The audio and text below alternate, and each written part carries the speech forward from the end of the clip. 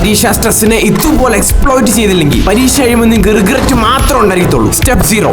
ഇത് മനസ്സിലാക്കാതെ ഒരു കാര്യം നടക്കത്തില്ല. ഇത് 2 കാര്യമുണ്ട്. ഒന്ന്, നിങ്ങൾക്ക് ഒത്തിരി സ്ട്രെസ് കാരണം ഒന്നും ചെയ്യാൻ പറ്റത്തില്ലെങ്കിൽ ഇത് സ്ട്രെസ് ആണോ അതോ ആക്ഷൻ എടുക്കാനുള്ള മടിയാണോ എന്ന് നിങ്ങൾ തന്നെ നല്ലപോലെ ചിന്തിക്കണം. ഇനി സ്ട്രെസ് ആണെങ്കിൽ ഡീപ് ബ്രീത്ത് എടുക്കണം. ഒത്തിരി സ്ട്രെസ് ഉള്ളപ്പോൾ അത് മാജിക് പോലെ വർക്ക് ചെയ്യും.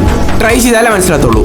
ഡെയിലി 10 മിനിറ്റ് രാവിലെ ഒരു പ്രത്യേക രീതി മെഡിറ്റേറ്റ് ചെയ്യണം. അതെങ്ങനെ ഞാൻ കമന്റ് കൊടുത്തിട്ടുണ്ട്. ഇനി 2, ഒട്ടും സ്ട്രെസ്സും പേടിയില്ലാത്തവർ കുറച്ച് ഉണ്ടാക്കിയെടുക്കണം.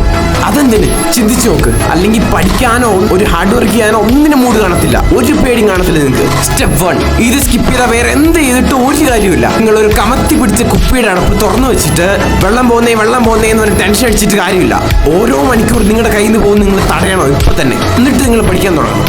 അപ്പൊ കുപ്പിയിലെ വെള്ളം പോലെ കുറച്ച് സമയങ്ങളുടെ കൈ ബാക്കി കാണും. ഇപ്പൊ കുറച്ച് കഷ്ടപ്പെട്ട് തുടങ്ങി ലാസ്റ്റ് സമയങ്ങളിൽ ചത്തുപോകുന്ന പോലുള്ള സ്ട്രെസ് കുറയ്ക്കാം. സ്റ്റെപ്പ് 2, ഇതാണ് ഏറ്റവും പവർഫുൾ മെത്തേഡ്. നിങ്ങൾ ഇപ്പൊ പഠിച്ചില്ലെങ്കിൽ എക്സാമിന്റെ റിസൾട്ട് വരുമ്പോൾ എന്തൊക്കെ ചീത്തക്കാര്യം സംഭവിക്കും അതിന്റെ എല്ലാം അങ്ങേയറ്റം ചിന്തിച്ചു നോക്കണം.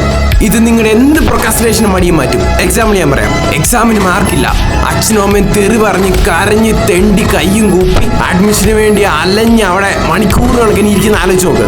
സ്റ്റെപ്പ് 3, ഇത് സ്കിപ്പ് ചെയ്ത് ഇത്രയും വരെ കണ്ടത് വെറുതെയാണ്. പരീക്ഷയ്ക്കുള്ള ടൈം കുറയും തോറും സ്ട്രെസ് കൂടും. അതുകൊണ്ട് പ്രൊക്രാസ്റ്റിനേഷൻ നിങ്ങളുടെ എക്സാം തൊളിക്കാതിരിക്കും. എൻ്റെ ഒറ്റൊരു വീഡിയോ കണ്ടാൽ മതി. ഇനി ലാസ്റ്റ് മെയിൻ സ്റ്റെപ്പ് ശ്രദ്ധിക്കണം. ഈ ഒരു വഴിയെ സ്ട്രെസ് കംപ്ലീറ്റ് ആയിട്ട് മാറ്റത്തുള്ളൂ. ഒറ്റയടിക്ക് കറക്റ്റ് സ്റ്റഡി ടൈം ടേബിൾ ഉണ്ടാക്കണം. എന്തിന്? ഈ സ്ട്രെസ് എന്ന് പറഞ്ഞാൽ എന്താ നിങ്ങൾ ചിന്തിച്ചു നോക്ക്. എന്ത് നടക്കും എന്നുള്ള ഒരു അൺഷ്യൂരിറ്റി, ഒരു ഉറപ്പില്ലായ്മ, അത് ഒറ്റയടിക്കില്ലാതാകുന്നുണ്ട്. പക്ഷേ ഫൈനൽ എക്സാമിന്റെ ഈ ലാസ്റ്റ് നിമിഷത്തിൽ നിങ്ങളുടെ ഫുൾ എഫർട്സ് ഓരോ ചെറിയ കാര്യത്തിലും എക്സ്പീരിയൻസ് ഇല്ലായ്മ കൊണ്ടും ഗൈഡൻസ് ഇല്ലായ്മ കൊണ്ടും തലനാരി ഇഴിക്ക് പോകും. പലരുടെ അങ്ങനെ പോയിട്ടുണ്ട്.